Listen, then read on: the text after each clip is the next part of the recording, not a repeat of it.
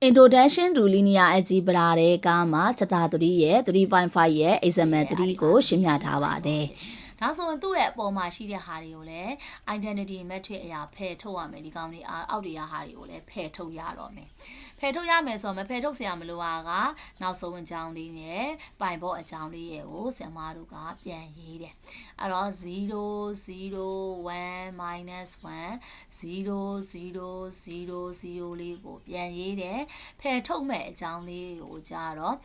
ဆရာမတို့ကဘာလို့မှလဲလို့ calculator နဲ့ပဲသွားမယ်။အဲ့တော့ဖယ်ထုတ်ပြီဆိုတော့ calculator မြင်လို့လက်နဲ့ပဲတွက်လဲရလဲ calculator နဲ့တွက်လဲရတယ်ပေါ့နော်မိမိကြိုက်နေတဲ့လူအတွက်အဲ့တော့ဆရာမတို့ဖယ်ထုတ်မဲ့အကောင်ဆိုရင်ဘာလဲလို့ multiplier ရှာရင် -1 ကိုဒီ1နဲ့စားတော့ -1 အဲ့တော့ပိုင်ဘော့အကြောင်းလေးကဘယ်အကြောင်းလဲလို့ဒါက R3 ကပိုင်ဘော့အကြောင်းဟုတ်တယ်နော်အဲ့တော့ဒီပေါ်မှာရေးပြီးရင်လည်းအောက်မှာတော့ပြန်ရေးစရာမလိုတော့ဖြတ်လိုက်မယ် R3 အကြောင်းလေးကိုထည့်ပြီအဲ့တော့ R3 က0 0သူကပေးထားလားပိုင်ပေါ့လေးကR3ကဒီဟာလေးဟုတ်ပြီဖယ်ထုတ်မဲ့ကောင်ကိုအရင်ပြန်ပြောမယ်ဖယ်ထုတ်မဲ့ဟာဘာလဲလို့ R1 အဲ့တော့ R1 လေးကိုအရင်ရေးရအောင် R1 ဒီ10 10ဟုတ်ပြီ R3 လေးက -1 နဲ့မြှောက်ရမှာအဲ့တော့မြှောက်ကြည့်ရအောင်ဆို R3 အတန်းကဒီအတန်းမြှောက်လိုက်ရအောင်0 0 -1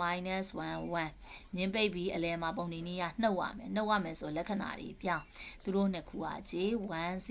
0 -1ဒါကြောင့်ရေးပြီး1 0 0 -1အဲ့ဒါဒီ R1 -1 R3 ဒီ R1 ကိုဖြစ်စေတယ်ဒီလိုရေးတယ်ဟုတ်ပြီအဲ့ဒါပြီးပြီဟဲ့ဆိုရင်စမားလို့ခဏအောင်ဝဒီကောင်လေးကိုဒီက -1 ကိုဒီ1နဲ့စားမယ် -1 ကိုဒီ1နဲ့စားလိုက်တော့ -1ဒီက multiplier နောက်တစ်ခုအဲ့ဒါဒီ R2 မို့လို့ R2 တန်မိုးလေးကိုရွတ်0 1 -1 0ပိုင်ဘော့က R3 သူ့ကို multiplier ဖြစ်တဲ့ -1 နဲ့သွားမြှောက်အဲ့တော့မြှောက်ကြည့်ရအောင်ဆိုတော့0 0 -1 1မြင်ပိတ်ပြီးလက္ခဏာဒီအမြဲတမ်းနှုတ်ရမယ်အဲ့တော့လက္ခဏာလေးတွေပြောင်းအဲ့တော့0သူတို့ကတော့ J10 -1အဲ့တော့0ဒါ 0 1 0 -1သူ့နာမည်အရာ R2 -1 R3 ဒီ R2 ကိုဖြစ်စေတယ်ဟုတ်ပြီနောက်တစ်ခုသွားမယ်ဟုတ်ပြီနောက်တစ်ခုကကြတော့စမတို့ကဒီကောင်လေးအဲ့တော့သူ့ကိုလည်းဒီသူနဲ့စားရင် -1 ပဲအဲ့တော့တို့တွေတွက်မယ်ဟေးဆိုရင် R4 ပေါ့နော် R4 တန်မိုးလေးက0 0 -1 1ပိုင်ဘော့က R3 သူ့ကိုလည်း -1 နဲ့မြှောက်အဲ့တော့မြှောက်ကြည့်တော့0 0 -1 1အဲ့တော့ရှင်းလိုက်မယ်ဆိုလက္ခဏာကပြောင်းဆိုတော့ကြည်အဲ့တော့0 0 0 0လေးလုံးရတယ်0 0 0 0လေးလုံးရေးလိုက်ပါR2 ဒီ R4 -1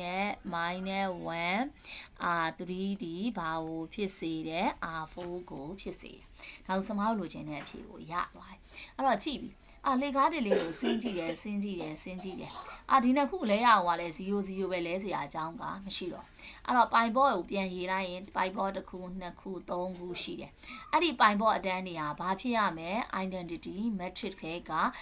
column တွေဖြစ်ရမယ်အဲ့တော့1 0 0 0ဆိုတော့သူတစ်ခုဖြစ်တယ်နောက်တစ်ခုဒီဟာလည်းဖြစ်တယ်နောက်တစ်ခုဒီကောင်လည်းဖြစ်တယ်ဒါဆိုရင်တူဒီဘယ်နဲ့ကြောင်းဖြစ်တယ်rank ဒီ3ကြောင်းရှိတယ်ဒါကြောင့်မို့ rank အရေအတွက်ဒီ3ခုရတယ်ပိုင်ဘော့အနေနဲ့ကြည့်လဲ3ခု identity matrix column ရွေးတယ် rank အနေနဲ့တွက်မယ်ဆိုလဲ3ခုဖြစ်တယ်ဒါကြောင့်မို့ဆရာမတို့ကအကြံမှာရေးပြီးrank ပေါ့နော်တနည်းအားဖြင့်အတူကိုအရှိကောက်ရေးရင်တော့ rank rank လို့လည်းခေါ်တယ် r is equal to 3ရခြင်းဖြစ်ပါတယ်ဟုတ်ပြီနောက်ထပ်တစ်ခု matrix ကိုပြောမယ်နောက်ထပ်တစ်ခုကကြတော့ဆရာမတို့ matrix မှာဆိုရင် row က1 row 2 row 3 row 4 5ဆိုမှ5ရှိပါတယ် row က5 column 1 2 3 4အားလုံးပေါင်း4ခုရှိတယ်တနည်းအားဖြင့်အဲ့ဒါကို m by n လို့လည်းခေါ်တယ်ဒါကြောင့် m နီးက5 n လေးက4ဖြစ်ပါတယ်ဒါကြောင့်မို့စမတို့ကရေးပြီး m is equal to 5လို့ n is equal to 4လို့ရေးခြင်းဖြစ်ပါတယ် ဟုတ်ပြီအဲ့ဒါဆိုရင်စမတို့ရဲ့ခဏတော့ဘာတွေကိုရှာမှာလဲလို့ dimension အဲ့တော့ m က5တခုံး n လေးက4 r က3ရတဲ့အကြောင်းရင်းအဲ့တော့ဒီမှာသူ့ရဲ့တန်ဖိုးဒီ r တန်ဖိုးဒီ3 r တန်ဖိုးဒီ3တခုံး n က4 minus 3ဆိုတော့1နှစ်ခုံး n က5 minus 3ဆိုတော့2အဲ့တော့ဒီကောင်ပေါင်းချင်းဆိုတော့ပေါင်းကြည့်ရအောင်အားဆိုစမဒီဟာလေးကိုဖြတ်လိုက်မယ်သူ့ရဲ့ဟာပေါင်းချင်းကဘယ်လောက်တော့3 n or a ရဲ့ပေါင်းချင်းက1 is equal to 4တနည်းအားဖြင့်တခုံး n ရတယ်ဆိုတာလည်းမှန်ပါတယ်ဒီပု္ပ္ပစာကဒါလေးဖြစ်ပါတယ်အဲ့တော့အချိန်ကလည်း30မိနစ်30တောင်ကြာ30တောင်ကြာသွားတဲ့ video file ကြီးအစင်စင်နဲ့ရှင်းပြခြင်းဖြစ်ပါတယ်အားလုံးကိုကျေးဇူးတင်ပါတယ်